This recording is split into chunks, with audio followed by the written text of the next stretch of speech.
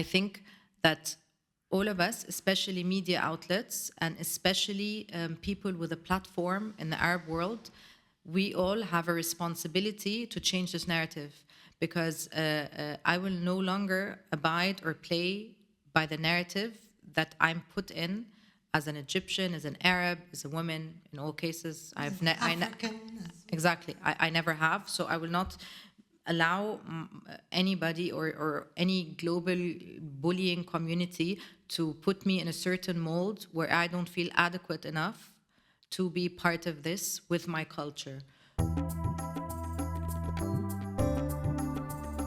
Welcome to Happiness for Humanity. I'm Rania Badreldin, the Happiness Consultant from Egypt. Join me and my guests for an hour of meaningful conversations for a happier world.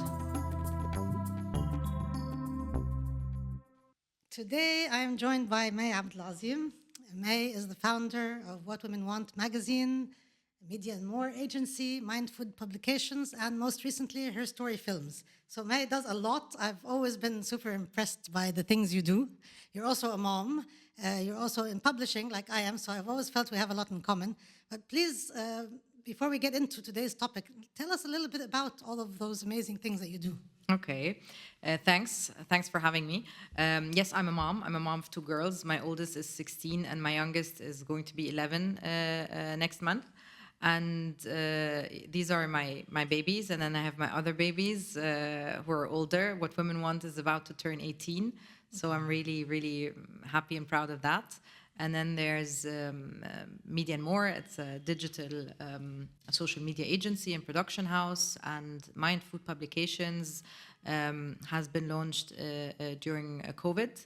And the idea was somehow we need to expand our audience and move from magazine and social media into something that is not like quick and snackable and vanishes, but it's something that you can hold, because I really miss print, and I had to print. I had to stop printing after COVID.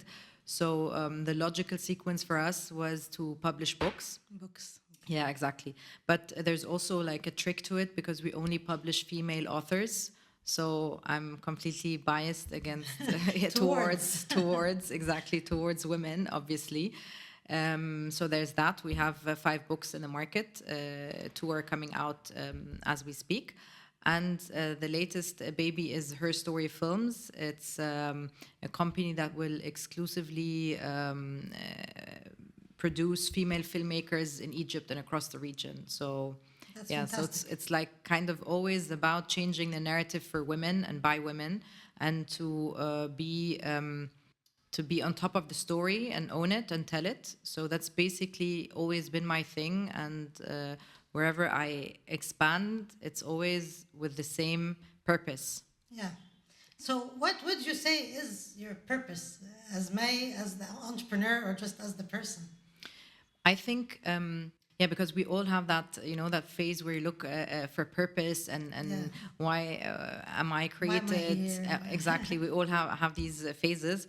And I think it's basically for me to kind of change the narrative, because I had so much opportunity, and I was raised in a way that I was always empowered, and I was always... it was never an issue if I can. The idea was that, of course, I can. That's the default. And if I fall down, you just dust off and continue. So I was raised in a different way. And then when I came to see, I didn't grow up in Egypt. I grew up abroad. And when I came to see, no, this is not something that everybody has. It's something that is very, very special. And I understood in hindsight, not during growing up. And I felt that there's always, I'm always drawn to the person that is not able to speak out and needs me to lend them my voice, or my magazine, or my platform, or my forum, or my, like give them bandwidth to be able to communicate. Yeah. So I kind of found this to be my thing, like I see myself as a bridge builder, and that I connect things, because I so often see that there's a missing link, and there's like a bridge missing. And if you were only able to like have this link or this bridge and to meet halfway, lots of things, lots of wars, lots of fights would have been completely useless. Yeah. So this is kind of where I see myself coming in, like a puzzle piece that connects. Connecting people. Yeah. So yeah, that's kind of my thing. Yes. I can relate to that. Yeah. I think I'm very much like that as well, and I'm also always very much interested in giving people a voice. Those whose voices maybe aren't magnified. How can we help them magnify their voices? Exactly. And, one of the reasons I was really happy to have you on today is because I know that you do that. I've seen you do that. I've seen you support women. I've seen you support, quickly support, even with the podcast. When you heard that I'm doing a podcast, you quickly asked, send me information. We can write about it. So I really appreciate that, because I think that's what the world needs more of. It needs more people to notice the good that's happening around them, and then to be part of that good, and to just share it, or to make connections. And you're absolutely right. I think bridging gaps between people, creating bridges, between people. There's so much I feel that gets lost in communication. Exactly. And that's why you, as somebody who represents media to me, and to me, you represent ethical media. And I think that's something that is really important to talk about, because if we're talking about where are we today in terms of globally, as everybody here, in the world, where are we, and is this where we want to be in terms of communication, compassion, peace, love, freedom, liberty, or do we aspire for something very different? And if we do, then how are we going to get there? Because clearly, whatever we've been doing for so many years it's not working. Isn't working. Yeah. And so part of that, I think it's become obvious to people actually that there's a media responsibility. There's a media role. We can communicate as individuals, and we also receive communication from media. And then so much of that is false or distorted or obviously biased. So this is what I'd like to talk to you about. I mean, what do you think about that? Do you think media should be biased? Do you think there are certain standards or values or things to uphold? Do you think that media can play a role in promoting well-being, in upholding universal humanitarian values, basic human rights, things like freedom and justice and liberty? Is that even part of its role, or is it supposed to not really get into that and not care about that, but just present facts and people think for themselves, which that's okay too.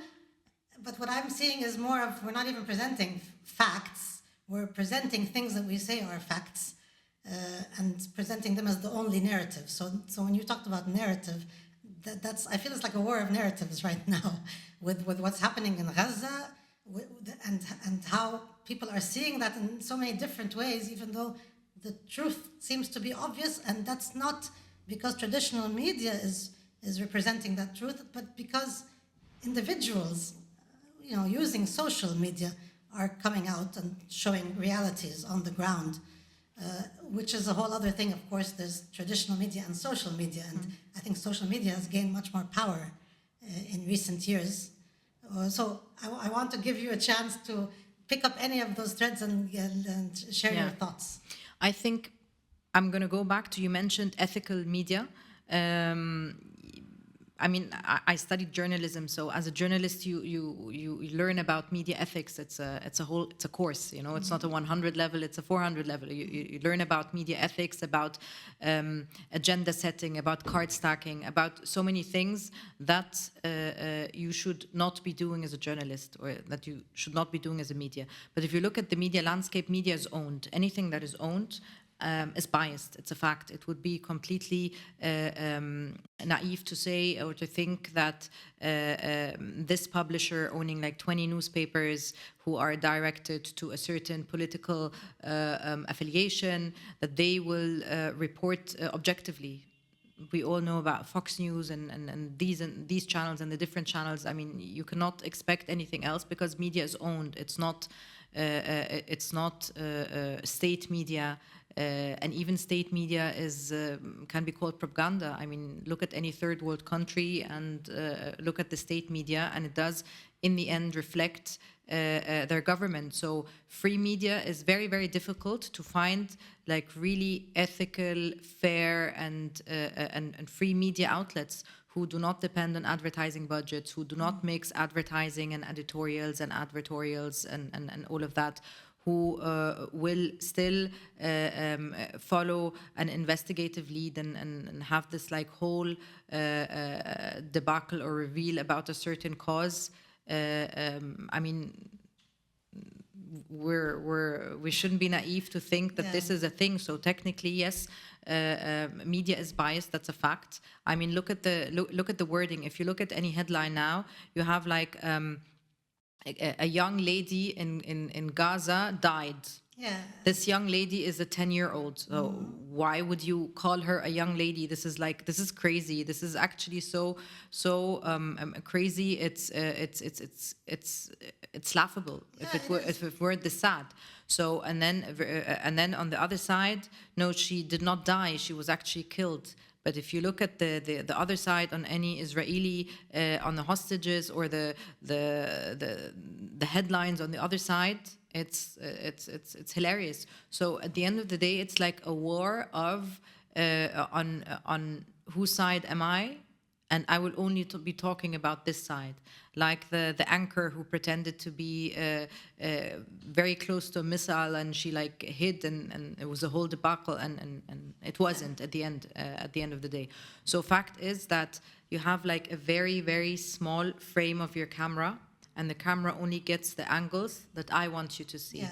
And you are not going to see beyond the camera. You are not going to see beyond anything that is happening. So this is my power as media, is I can dictate what people at home think, consume, say, buy, like, or dislike. So it's a very, very powerful thing, and it's basically how people are controlled. Worldwide.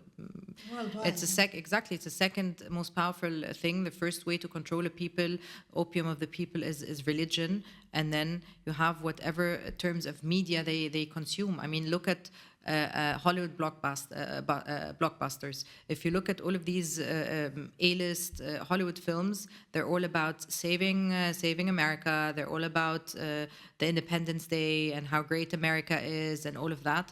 And literally the whole world is we all watch these movies and we think it's absolutely great, and we White House Down and all of these movies, and it's all about, in the end, how America is great and how we have to save America from terrorism. But if you look at how many wars America fought all around the world, I mean, it's pretty clear who the villain in the story is. So it's all about how the media portrays us as Arabs. I mean, look at it, because the concept is what I found mind-boggling is that we have to share pictures and videos of dying Palestinians just to prove that they have like 2 legs and 2 arms and a tongue, and they're like human beings, and they're not worthy of being carpet bombed. So this alone is very humiliating. I found it very humiliating to have to share and like bodies of dead children.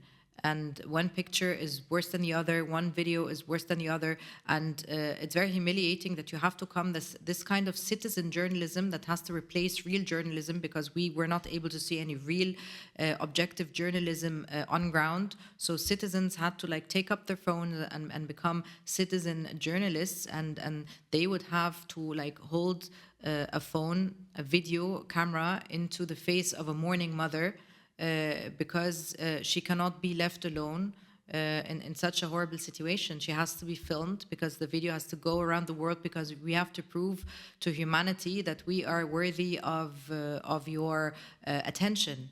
We're not going to call it pity, because nobody wants your pity. No. We just want your attention, and we would like to see, oh, this is wrong, this is not supposed to be happening.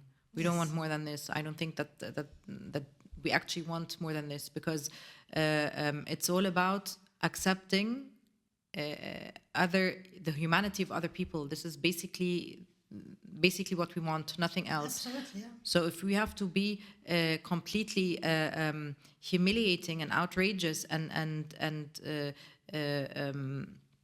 in sharing our dead children, so you can recognize our humanity. This is a big fail, and this is already like the biggest exclamation mark and full stop. And actually, we should stop there, because for years, we did not own the narrative. We never owned the narrative, and unfortunately, all Arabs lost their how do you call it? Their sense of identity. We've been whitewashing ourselves for so many years, and I was so angry, like mid-war, maybe like a month later or something like that, from all of these reactions. And I wrote like a post on socials, and I said, for years I've been whitewashing myself, and we've been trying to fit in, learning your language and liking your movies, and just wanting to be part of this global community, because we kind of felt backwards, or like believe the narrative that we're backwards, that we're like old-fashioned, that we're like out of that the way we are, we wouldn't fit in this global community. But fact is that this has to end, and this has to stop. I mean, the idea that now we as two Egyptians and two Arabs are speaking in English, I understand we're doing this so more people understand. And actually, it's something that speaks for us, not against us, because we're speaking in English, so people can actually understand us, because we know 2-3 languages. So technically, we're able to switch to a tongue that is not our mother tongue, to accommodate all of these people who are not able to understand us. So this is something that speaks for us, not against us. So I think that all of us, especially media outlets, and especially people with a platform in the Arab world, we all have a responsibility to change this narrative, because I will no longer abide or play by the narrative that I'm put in as an Egyptian, as an Arab, as a woman. In all cases, exactly. I never have. So I will not allow anybody or any global bullying community to put me in a certain mold where I don't feel adequate enough to be part of this with my culture. So it was like a small, I was so triggered, and it was like this small light got on, and I was like, no, I'm not going to do this anymore. We're Egyptian, we're Arab. I'm not going to get religion into the game, because I usually don't speak about that, because I believe this is something very private. But in this context, people think it's a war between Jews and Muslims, which is not the case. And this is why it actually does play a role, because Islam has been horribly misrepresented over the years. And I don't believe that any Muslim community or Arab country has actually contributed to changing this horrible image, because all you see is like this religion that has, more often than not, a horrible fan club giving it a bad name, and there's only the limelight, or the light is only on the negative things, never on the positive things. So you have this rising Islamophobia that feeds into, we're definitely going to stand by the Zionist movement, or by Israel, because it's Muslims against Jews. We're trying to save the Jews. Of course, nobody's educated enough to understand that Arabs are Semites, so we cannot be anti-Semites, and anybody who is anti-Semitic is automatically actually speaking against Arabs. The whole thing of the Nakba, the whole thing of the history, nobody had an idea about, because my kids go to a German school. I'm German educated. I lived abroad. I lived in Germany, and I was raised to think that Palestinians are militants, and the word terrorist, when I was younger in the 90s, the word terrorist was back then was safe for the Irish and the Russian. So the good old days, we were called terrorists after 9/11, but back then we had like the 80s and the 90s where we were safe. So this is how I grew up. But I remember the 7 o'clock news. It always had the kufiyya, somebody with a kufiyya and a military, like the Yasser Arafat look. And it was always called a militant Palestinian. And my dad had to explain to me that these are freedom fighters and that what I'm learning is not correct. Fast forward, when my daughter was in 4th grade here in Egypt, she got the map of the Middle East, and Palestine wasn't on it. So I took a pen, and for her, she was like, I was crazy, please don't ruin it, the teacher, da da da. And I scratched it out, and I added Palestine to the map. So these are like the small things on how ethnic cleansing is done throughout the years using different methodologies, from media to erasing somebody's food and somebody's lock in the registry and all of that. So it's like a systematic, step-by-step erasure of part of our existence in the region. And you don't have to be Palestinian to object. You just have to be a normal, reasonable human being, not even with like an altruistic like tendency. You just have to be like a normal person with common sense to understand who is the villain in this story. It's very basic, but the problem is that the narrative has not been in our hands for so many years. Yes. And I think that one of the I don't want to say positive things in the past 106 days, because there has been none, but if I were to say something good came out of it, is that every little child around the world now knows Palestine and knows what Zionism is, and knows this evil project that is taking place in the Middle East and has failed for 75 years. Everybody knows, because it was always said that the young will forget and the old will die. So this hasn't happened. Yeah, so this is maybe, if I look on this like a small silver lining of what has been going on, this is it. But I think the bigger problem is that we do not own our narrative. We do not tell our stories. They are being told for us, from white feminists, from all of this, coming from the West, who think that they need to save us, or they need to actually have us live our lives their way, so we actually fit. And I don't think we should be fitting anymore, because the world order needs to change. We need to change. I'm so disappointed that Arabs don't stick together. And I think we could be back to the golden years when Muslims and Arabs exported algebra to the world, astronomy, medicine. I mean, Arabs were doing open heart while the West was still burning witches.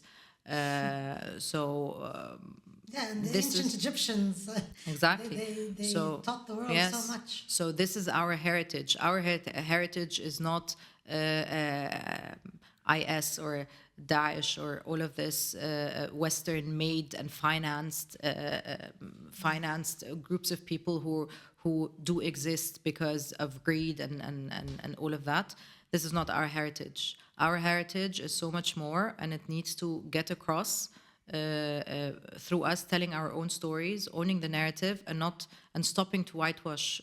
We should be proud of our language, our religions, our diversity, and we should not be bullied into believing anything else, because this is the way it has been. Yeah, you're absolutely right. I mean, I also fell into that trap. I believed. I didn't believe the extreme narratives of every movie having the Arab guy be the terrorist. I mean, I knew that was ridiculous, but somehow, yes, I came to believe that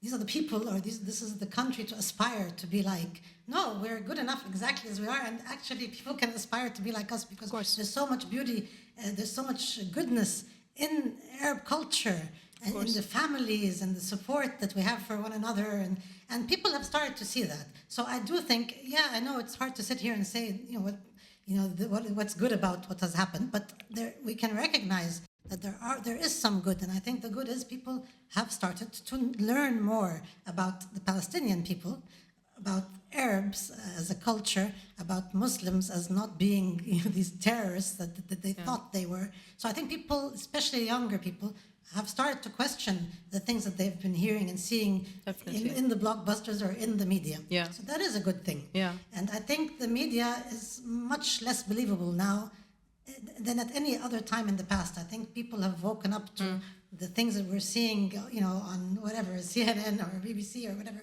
don't necessarily represent the truth.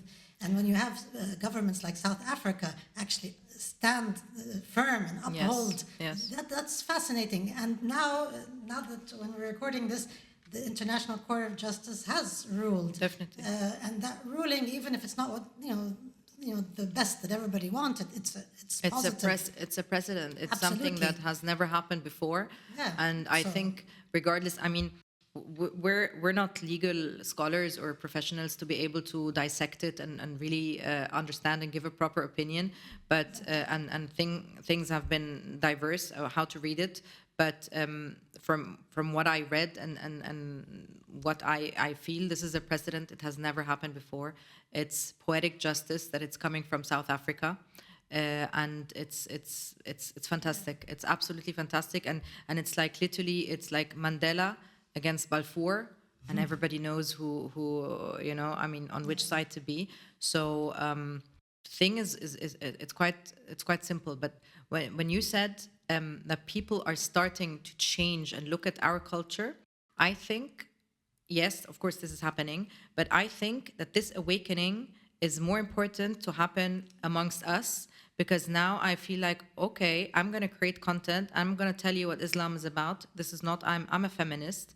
And there's so many books that you can read to talk about the feminist parts of the Quran, or the feminist parts of how the Prophet, peace be upon him, how he dealt with his wives, or how independent his wives were. And there's so much content that is way more than this stereotypical image that has been painted, or that often our people paint of themselves. Because of course you have migration, you have people from different social backgrounds, or from the countryside, who are already stuck in their own country in harmful traditions, who then travel to a different country and settle down there, and they bring these harmful traditions along. I think our biggest problem is not the faith, is actually the lack of education that many people have in our part of the world.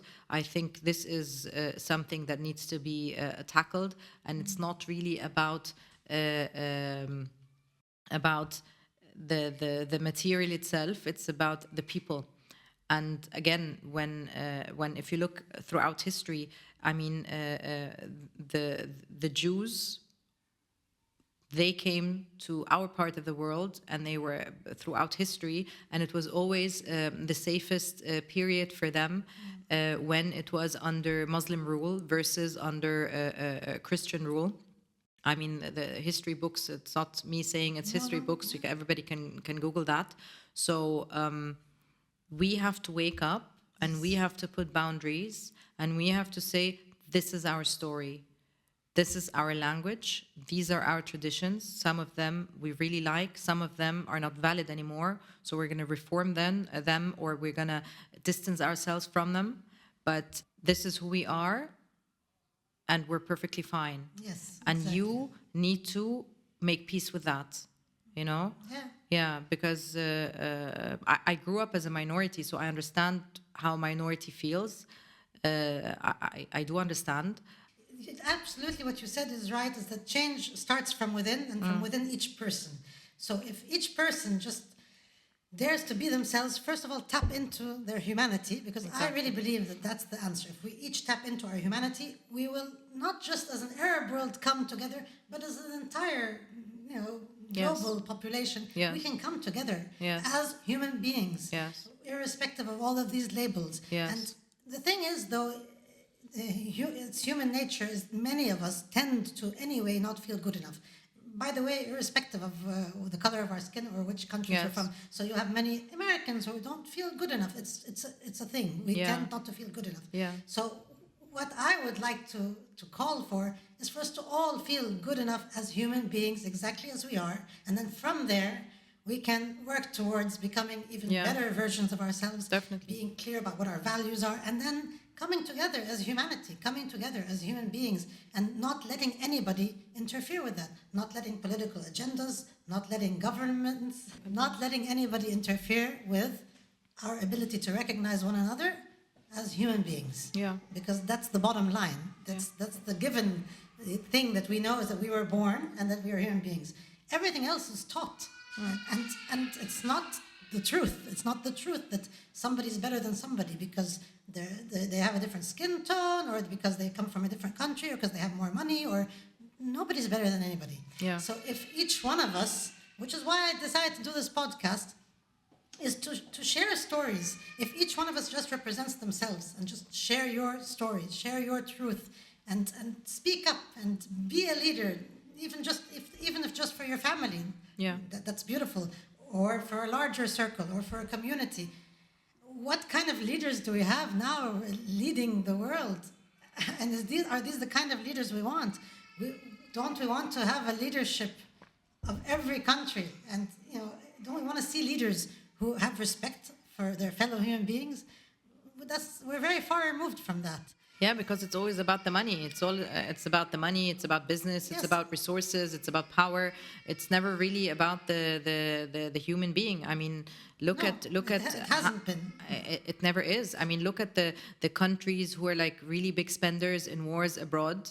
Look at their healthcare system inside of their country. Look at how their own people live. I mean, you have student loans. You have like a huge homelessness crisis. You have so many problems at home, but you still spend your money on wars. Manufacturing weapons. Exactly. So it's not about. I mean, it would be. I don't want to. I mean, I'm a chronic optimist, but I don't want to be naive.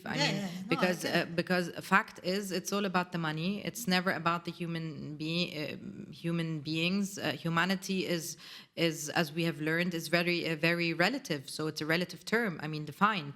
We're talking about. How many people have died? Over 20,000. So I think it's close to 30. Yeah, so it's like, literally, it's so crazy to even just be saying it as a number, Exactly. I mean, it shows that we were the cheapest commodity in over 100 days. So I don't want to say world leaders. I mean, the whole world has to change. And the fact is that so many people are on the streets, and there's this apocalyptic vibe I'm getting, and people are in the streets. You have lots of people who, they follow Mu'taz Azaiza and or so many other people, and they see what's happening. But then you have other people who refuse to see that because it would literally shatter their own existence and whatever they've been raised to believe. They have been raised to believe that these are the bad guys and these are the good guys. We're going to die protecting those, and so on. I mean, if you keep on dehumanizing a people, this is the only way that you can have war against them. I mean, how can you? I mean, so do you think we are going to? I mean, we probably won't be around then, but we're always going to be like this? Do you think, or is there a solution? Okay, let me go back. When I was younger, I really thought all my life, maybe like until I was in my early 30s, that I'm going to change the world. That was my ambition.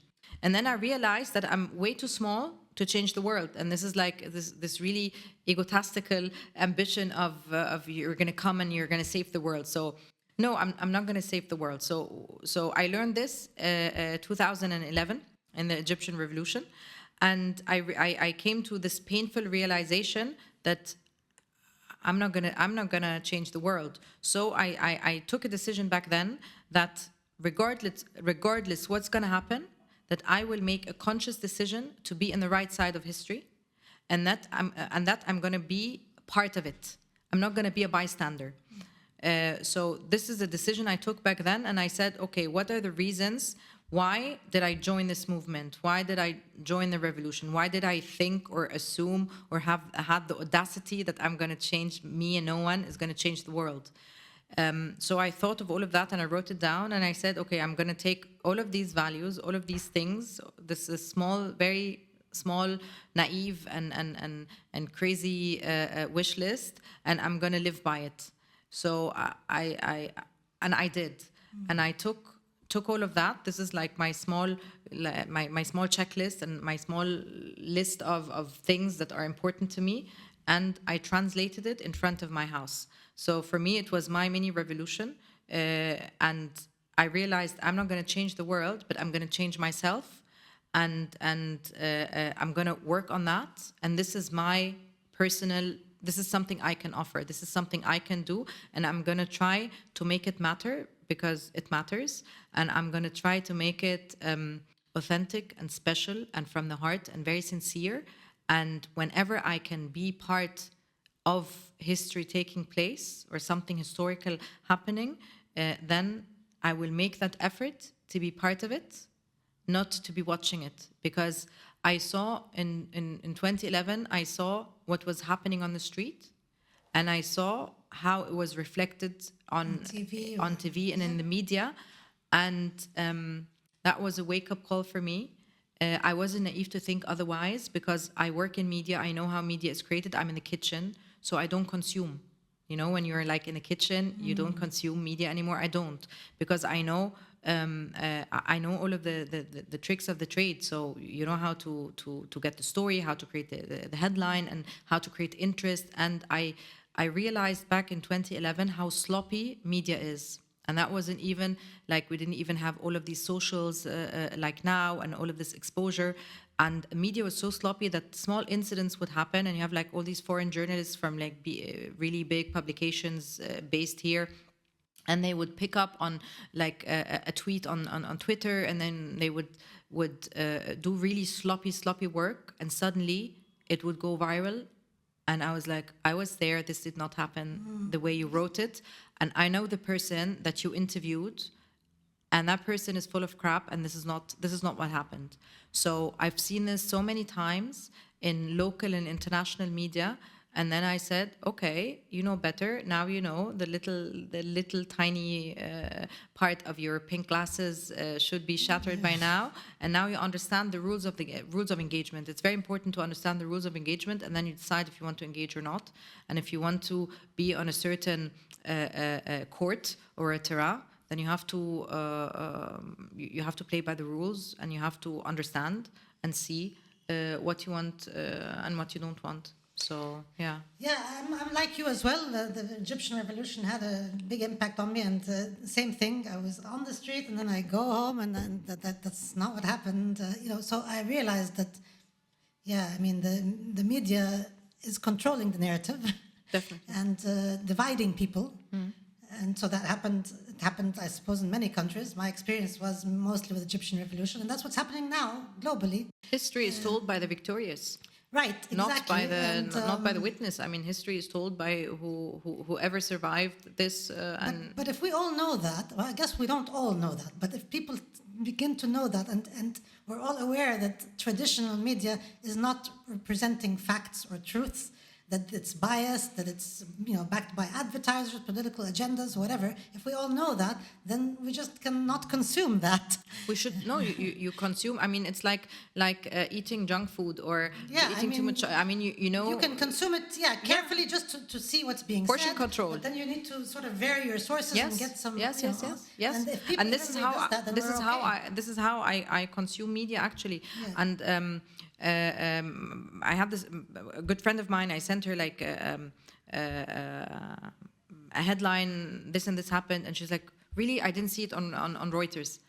And so I was kind of offended. So I sent her the Reuters link. I was like, I'm a journalist.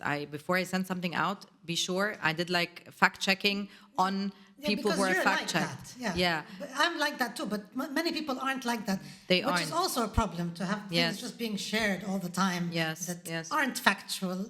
Even if, like, I've seen things shared that may not be factual, that are pro-Palestinian, but I like things to be factual anyway. Yes, yes, yes. You see, when you have a cause like the Palestinian story, you don't need to lie. You don't need to make things up at all. Yes. It's very clear. It represents itself. Yes. In fact, the lying comes from the people who need to do that because they Yes. don't have a solid ground to stand on. It's really sad to see, and I think so many people have gotten disillusioned by what's happening, have felt that humanity has failed, have felt that systems and governments have failed. They failed to represent their people even. Of course. I think that is a powerful thing, actually, and I think it's a shift. I think this is a shift, especially with the younger people who are, going to be around longer. I don't think things will stay the same, and I think that's a positive outcome. I wish that we would immediately have a ceasefire so that nobody else needs to die, for us all to have this awakening that I think is happening. That needs to end, that needs to stop. Nobody needs to die. At the same time, I think the awakening part is a good thing. Individually, I think people are struggling. Like, even the people who are totally out of it, they're hearing stories, but then they're starting to hear other opposite stories. And so there's a lot of confusion. I think confusion is great because confusion is kind of on the road to clarity. There's got to be confusion. On the road to inner peace, there's usually turmoil first. So if this situation can shake us, actually, and maybe even shatter us, but get us to change individually, and then maybe reach out to one another in a more humane way, globally, that's a positive outcome. Now, for that to go up all the way to the leadership, that I think is not going to happen maybe in my lifetime. No, I mean, and you have in democratic countries, population matters. They are voters. They can vote somebody in and vote somebody out. There's always an opportunity. Yes. So the awakening has to be among people who actually go down. Wake up, can do something. Go down, and go vote and make a difference, because everybody can make a difference. I mean, we in the beginning, all of our socials were the reach is. I'm blocked on certain accounts and stuff like that, and we all have reach issues. But fact is, everybody kept on talking and talking and posting and posting. 100 days later, Israel's in The Hague. Yeah. This was. Never in my wildest dreams would I've imagined to read this headline or see this. Yeah, because that's the power of every individual. Exactly. So there's this really nice post everybody kept sharing, is like what I'm gonna quote it, I misquote it even, but it's basically like, what if it doesn't matter, said 1 billion people. So in the end it does matter. So regardless, what for me, what is annoying for me sometimes is like this easiness or this laziness or this negative attitude of it's not going to make a difference, because in the end, do your best, and the outcome is never in your hands. Because if I were to say for every single step I took in my life, it's not going to happen, then it's not going to happen. But if you honestly and deeply believe that there is opportunity, then I completely believe it's going to happen. Because you have to be crazy, you have to be like over the top, and you have to be audacious to actually get what you want. And I think we should be all that. I think every single person, if they share one post, if they comment on even one post, they just do anything, you have no idea the ripple effect, what it can be. You don't know. Look at the evidence. People see the posts. Look at the evidence presented was posts from people posting what happened. Yeah, exactly. So all of these videos, all of these TikToks, all of that. Yeah.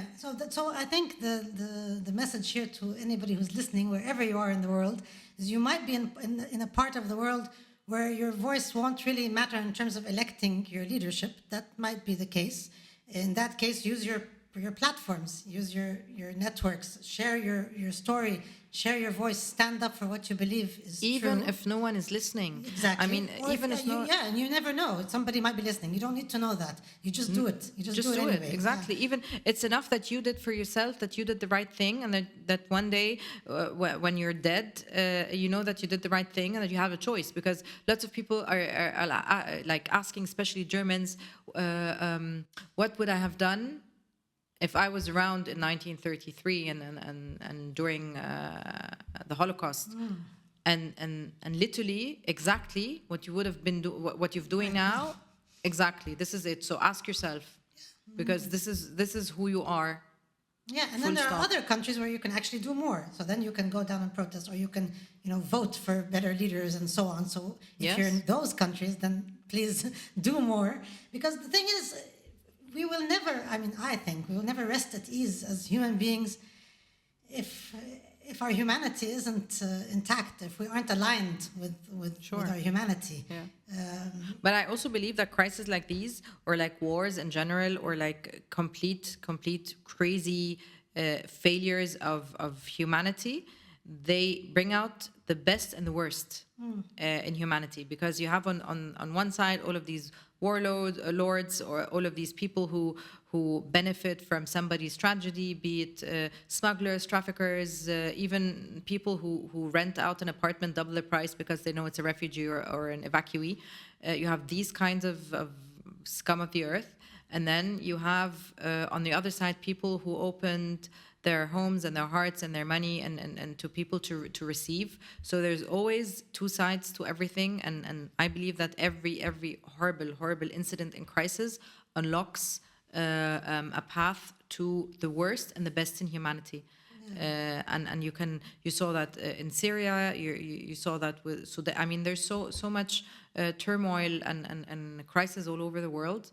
And there's always so many people who have it in their heart to behave differently, even if they're not as many or as loud as those who fire guns and who exploit people in such vulnerable situations. But they do exist, and it's very important that we need to believe in humanity, and we need to believe in our collective humanity. As there are many people out there, and I like to believe that good can defeat evil. Just use your voices and speak from the heart. And sometimes I'm not as hopeful, but actually no, I really do believe that the answer is in our individual and collective humanity. Yes, and we need to be more conscious in our consumption in general. I mean, if I were to pick like two media outlets and this is what I watch, no, you can go down and check people on socials, and then you can check alternative media, and then you can double check, and then you can. But people don't really do this effort, so it's kind of crazy. But you need to you need to educate yourself. For me, honestly, this was such an aha moment when I suddenly you saw so many white girls reading the Quran on TikTok. I was like, what? Seriously? What? I was like, what the hell is happening? And then they would literally read like certain verses and match them to current happenings. And I was so flabbergasted, because this is something that would have been expected for me from that faith to be doing, and that would never be something that I would do, because for me, I was more into always keeping this very private and all of that, and not actually. I would have never it would have popped my mind to like open a Quran and to explain, come on guys, school has started, school is in session, and this means this and that. And coming from Megans and Karens and here, was so intensely powerful. And I was like, wow, yes, literally, Iqra, read. Yes, it's the first word that the Prophet was told. So Iqra, read. And yes, it's out there. You can read, you can Google, you can every every massacre committed to the Palestinians is documented, and Israelis are not even shy about it. I mean, they brag about it, and you have so many YouTube videos, or so much content is out there telling these stories. If you choose to be blind, that's your decision, that's on you. So yes, so masks are falling.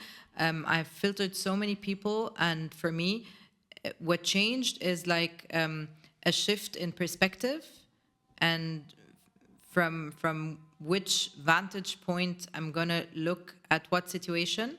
So yeah, I think this is something that happened to everybody. And how have you, so this is like, you're telling me how you felt individually. How has that, how can we see that in media? Like you're in charge of a platform. How has the platform been dealing with all of this? What kind of do's and don'ts? My team, they're mostly Gen Z, and it was very devastating for them to see and watch and all of it. So we've been having these meetings in the beginning, and I said this is something that's going to be very long term. And it's not something that's going to be like 2 weeks and stop and all of that, because actually Gazans get literally carpet bombed once a year, usually in Ramadan. So this is something that is going to take longer, and let's channel our energy into our anger, into changing the narrative, and into telling their stories. So we started all our content for like 100 days. Literally, it was exclusively on telling Palestinian stories, on talking about food and culture, and the massacres and the history, and where the songs come from, and the artists. It was all about highlighting Palestinian culture through all of the different touch points, to telling their stories. And lately we started,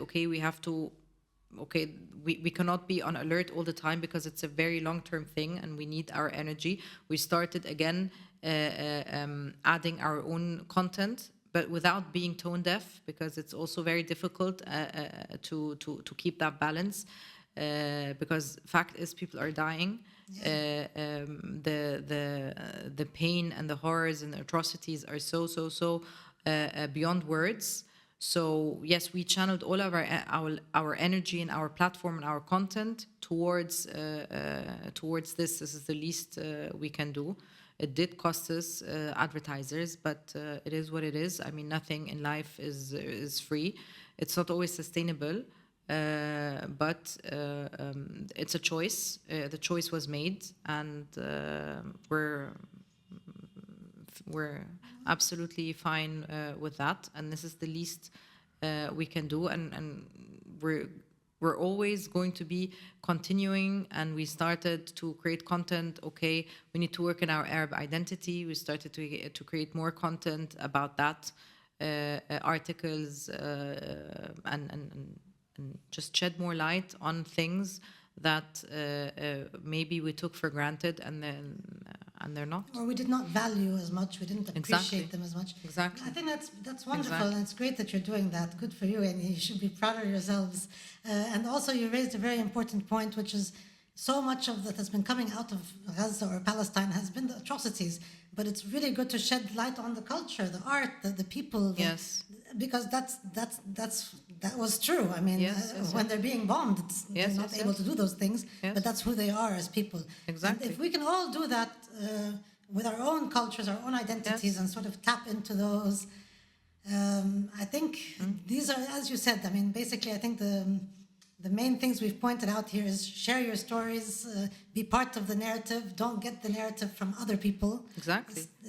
Believe in yourself that you're good enough the way you are, and put that out there. Yes, and I think also a big part of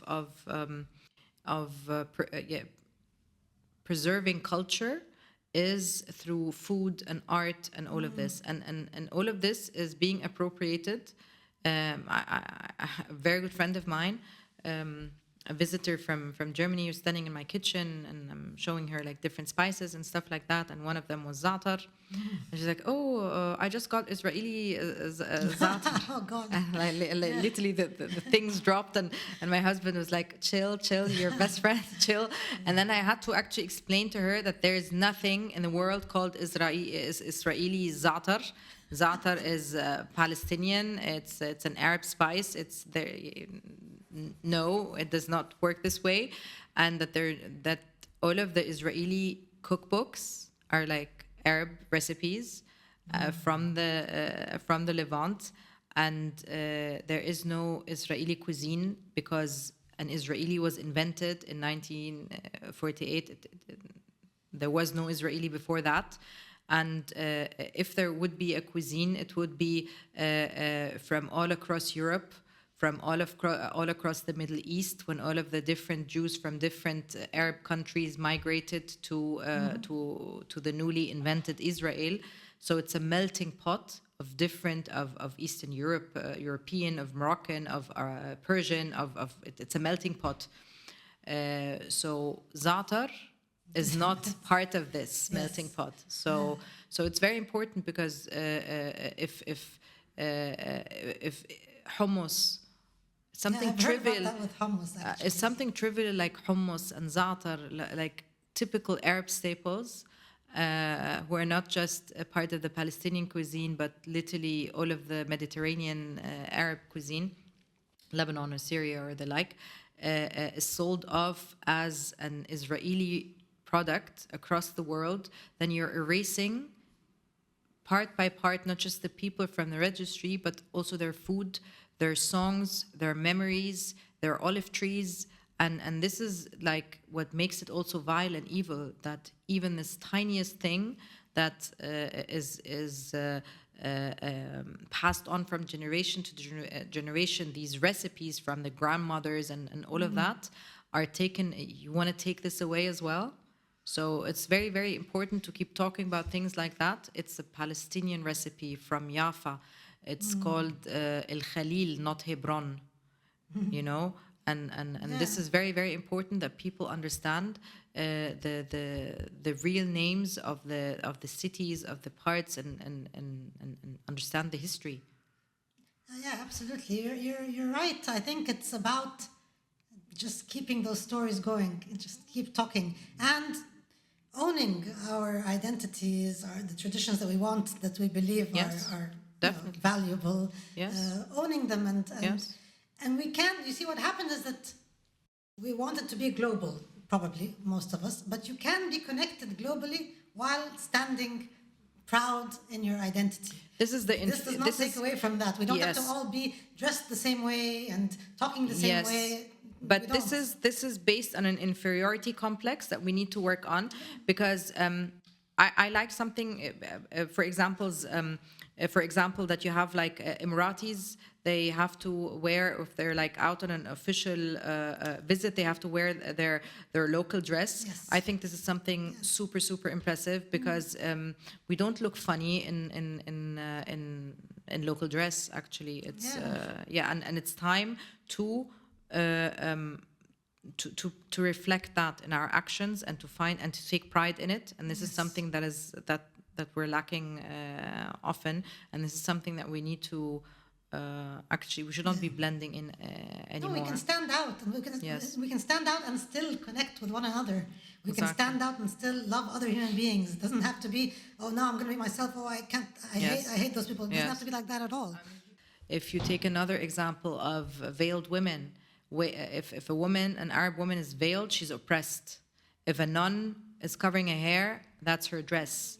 That's her choice. Okay, who's more oppressed? If an Orthodox Jew, a Jewish woman, decides to wear a wig because she's either asked to cover her hair or to wear a wig when she gets married, this is perfectly fine. But she's not oppressed. Only the Arab, the Muslim is oppressed, you know? So this veil is okay, this is freedom, and this is oppression. What is it exactly? So, so this is literally it. But but not it's here. Yeah, I but mean, here it's perfectly it's fine. crazy. People can live the way they want, but the point is that needs to apply to all of us. Exactly. So, Exactly. So enough of deciding who's better or who's Exactly. backwards and Yes. all that stuff. I totally agree. Yes, and at the end of the day, they're all three Abrahamic faith, and it's the same author, so different editions. So why would we be fighting about? So I love this. Why would we be fighting? Because that's really what it's about. Why would we be fighting anyway? Let's just Exactly. enough, guys. Can't we Not just- about religion, not Exactly. about land, not about any of that. Exactly. If we can just imagine a world. We should be fighting about the last piece of pizza. Who gets that? That should be like if we our can, fight. this Yeah. is a great point to maybe end the episode on. But if we can imagine a world where we're not fighting and we just work towards that, wouldn't that be beautiful? Yeah, for sure. So, do you have any final words to share with whoever's listening or watching today? I think we need to own ours. Everybody, regardless where on this planet, we need to own up to our stories. We need to tell them, and we need to try to make better choices. At the end of the day, I mean, it's all about the choice of being like a complete jerk and a good person is Yeah, or even if you're not a jerk, but following blindly. So it's about really probably using your mind, using your can heart. completely. It's your choice. Yeah. You are a free person, and you have a choice, and choices are often connected to a hefty price tag, but comes with the territory. So own your narratives, tell your stories, own your choices. Yes, yes. And to hopefully come together for Yes. a better world, a happier, Yes. more just, more free, Yes, yes, more yes. compassionate. Yes, and know that za'atar is not Israeli. That's like key important. takeout. Yes, yes, yes. Thank you so much. I really enjoyed this. I'm sure people will find this valuable. I hope you enjoyed it as well. And guys, if you're listening in, please, if you like this episode, please share it. Let's share these stories. Let's share these opinions. Let's just be part of these discussions anyway, and hopefully come together as humanity.